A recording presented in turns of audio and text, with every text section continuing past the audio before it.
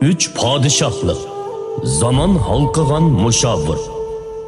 Mazkur tor romani Üller Studiyasi tarafidan tarjima qilindi va ovozli qilib ishlandi.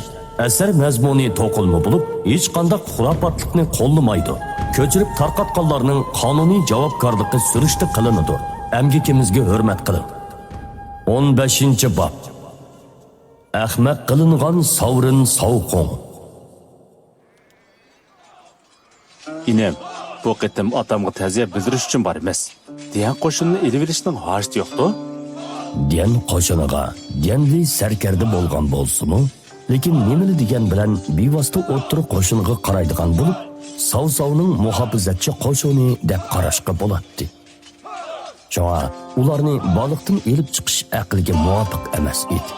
Diyan qo'shinini elib olishning tabiiy holda ajoyib roli bor. Ishqilib, Pasibonni ruxsat qildi. Ağa, siz mening o'rinlashtirishimni anglasangiz da bo'ldi. Diyanvey amalsiz Diyanmo'ga qarab qo'ydi. Diyanmo'ning mijozi kichkidan tortib mushundoq bo'lib, qilgan ishining sababini aytqusi kelmasa, uning ko'nglida nima o'ylaydiganligini hech kim faraz qila olmaydi. Undaqda qachamog'imiz. 7 kundan keyin bo'lsin. Diyanvey beshini lang'ishitgandan keyin hech nima demadi. Diyanmo nihoyat tezla Lashkariy bargohning haqiqatan zerikishlik ekanligini his qilib, qasrga qaytib uxladi.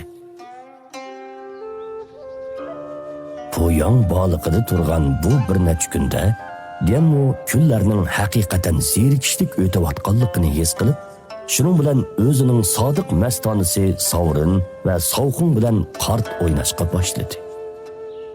Bu qadimki kishilarning kallasi xeyli o'tkir bo'lg'ashqa, Diyanmo qoidani qisqacha tunishtirib qo'ygandan keyin ular o'ynash usulini bilib oldi. Shuning bilan ular kech-kunduz to'xtamay davomlashirgan qart o'ynashni boshladi. 4 tal 2. Oxirgi qart. Diyanmo hayajonlangan holda o'rnidan turib, Savrin Savqundan iborat bu bir jup og'i iniga kulib qarab qo'ydi. Olmayman. Olamayman. Tak 3. Men hesabga qarab baqay. Diyanmo bir chatdagi xotira qog'ozini elib, bir qo'ri selishtirgandan keyin cho'nqur nafas ilib mundoq dedi. Zishao sanğınның saviyasi yomon emas. Menga faqat 1000 yarmaq qarz bo'pti. Diyanmo Savqunga qarab pixildab kulgunicha mundoq dedi. Zilyan sanğın sal avarchilik qildi.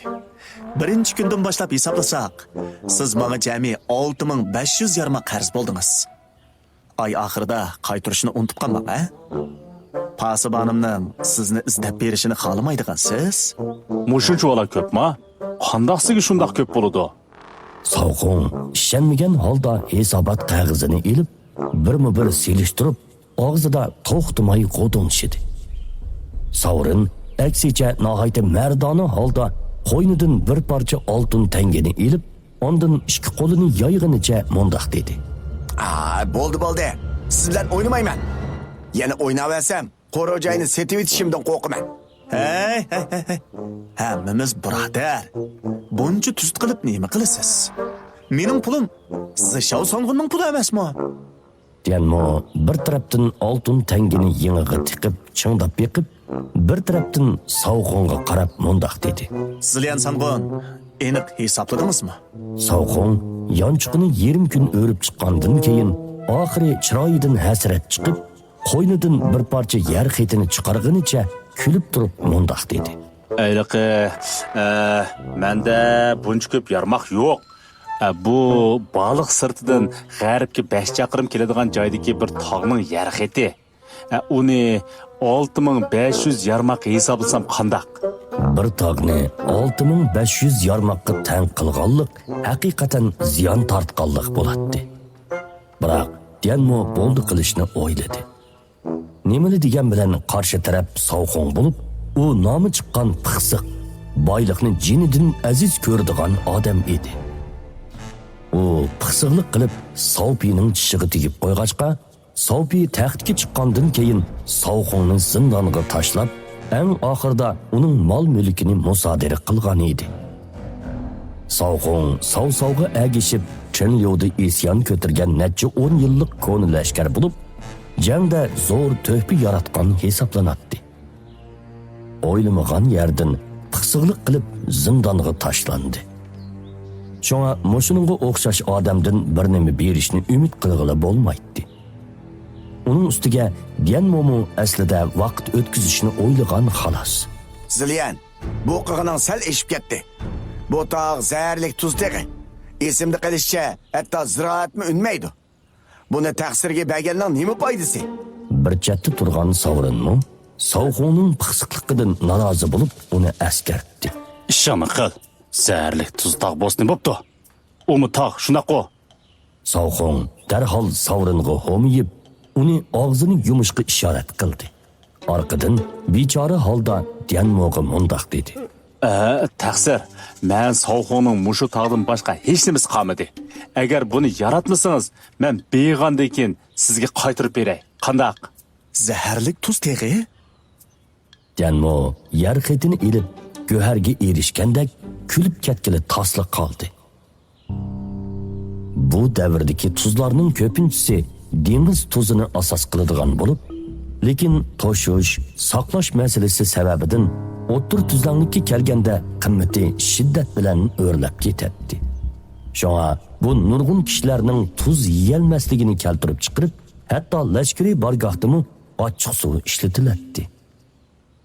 Amaliyotda o'tir tuzlanlik atrofidami tuz tog', tuz etizlari bor bo'lib, lekin bu yirik tuzlarning tarkibida nurg'un zaharlik mineral moddalar bor bo'lg'achqa, odam yesa zaharlanish alomati paydo bo'ladi.